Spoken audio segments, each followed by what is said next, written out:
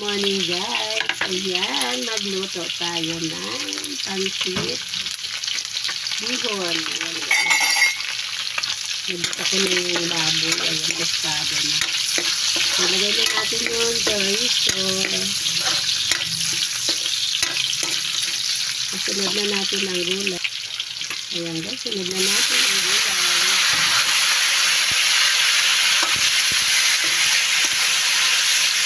Good po. Tapos sa inyo lahat guys. Ito sa atin mo. Salamat po. Salamat po. Pagkapunta na po kay atin mo.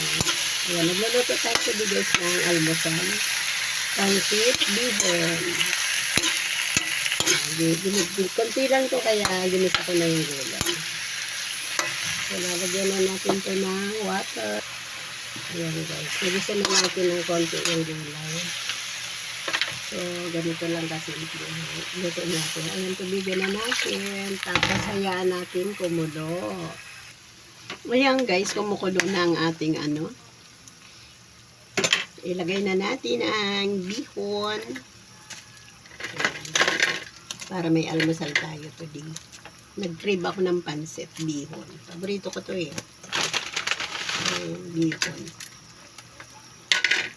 Ayan. Hayaan lang muna natin guys yan kumulo. Hanggang sa lumambot yung bihon. Ayan guys. May sabaw pa. So matigas pa naman yung pansit.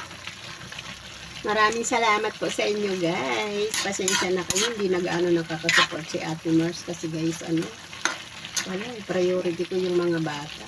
Hindi pwedeng hindi eh. Kaya, focus tayo sa pagluluto sa pagkain na nila. Tapos, nag-i-school na kasi yung dalawang ito. Hatid sundo, plus gawaing bahay.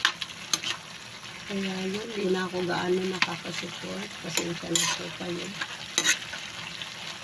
Pero, pinipilit ko pa din.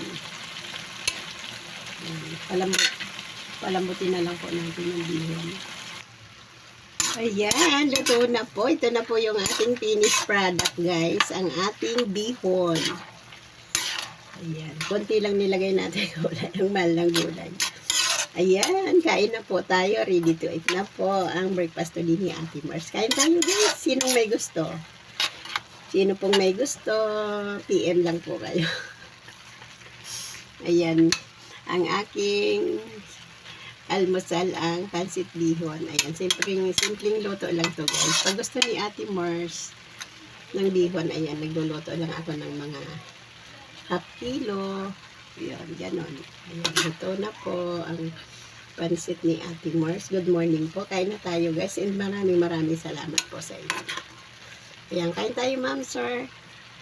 Good morning po and God bless you all. Thank you so much po.